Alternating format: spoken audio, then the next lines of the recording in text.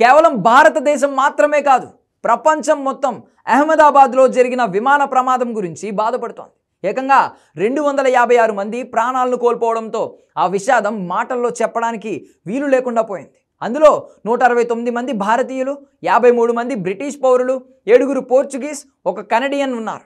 గాల్లోకి ఎగిరిన 2 నిమిషాల్లోపే నేలమట్టమైపోయింది air India విమానం. దాంతో అందులో ఉన్న వాళ్ళందరూ సజీవ దహనం అయిపోయారు. ఇలాంటి ఒక దుర్ఘటన నుంచి కేవలం ఒకే ఒక్క మృత్యుంజయుడు మాత్రం బయటపడ్డాడు. 11A సీట్లో కూర్చున్న రమేష్ విశ్వాస్ కుమార్ మాత్రం అద్భుతం అనే మాటకు ఏమాత్రం తక్కువ కాని రీతిలో ఈ ప్రమాదం నుండి ప్రాణాలతో బయటపడ్డాడు. అసలు ఆయన ఎలా బ్రతికి బయటపడ్డాడు అనే విషయం కూడా ఎవరికి అంతు చిక్కడం లేదు.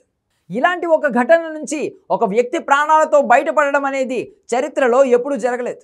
దేవుడు తలుచుకుంటే భూమి మీద ప్రాణాలు ఎలా అయినా ఉంటాయి అని చెప్పడానికి రమేష్ విశ్వాస్ బ్రతికిన విధానం ఉదాహరణగా చెప్పొచ్చు.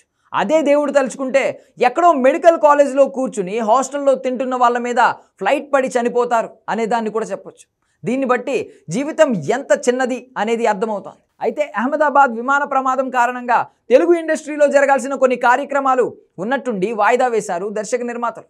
జూన్ 13న కుబేరా సినిమా ప్రీ రిలీజ్ వేడుక జరగాల్సింది. ఇలాంటి పరిస్థితుల్లో తమ సినిమా వేడుక జరుపుకోలేమంటూ కుబేరా సినిమా యూనిట్ మరో డేట్కు ఈ వేడుకను పోస్ట్పోన్ చేసింది.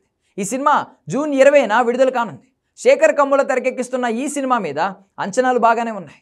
మొన్న విడుదలైన పాటకు కూడా మంచి రెస్పాన్స్ వచ్చింది. మరోవైపు మంచు విష్ణు కన్నప్ప టీం కూడా ఇదే చేసింది. ఇండోర్లో జరగాల్సిన వాళ్ళ ట్రైలర్ లాంచ్ వేడుకను ఒకరోజు వెనక్కి జరిపాడు విష్ణు.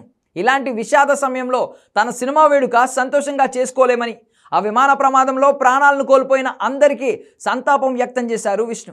మరోసారి ఇలాంటి ప్రమాదాలు జరగకుండా ఉండాలి అంటూ ఆ దేవుడిని కోరుకున్నారు. జూన్ 27న కన్నప్ప సినిమా విడుదల కానుంది. కేవలం వీళ్ళు మాత్రమే కాదు, గద్దర్ సినీ అవార్డ్స్ కోసం ఏర్పాటు చేసిన ఒక ప్రెస్ మీట్ కూడా క్యాన్సిల్ చేశారు. దిల్ రాజు మాత్రమే వచ్చి కాసేపు జూన్ 14న ఏం జరుగుతుందో చెప్పేసి వెళ్ళిపోయారు. ఇండస్ట్రీలో మరికొన్ని కార్యక్రమాలు కూడా విమాన ప్రమాద కారణంగా వాయిదా వేశారు.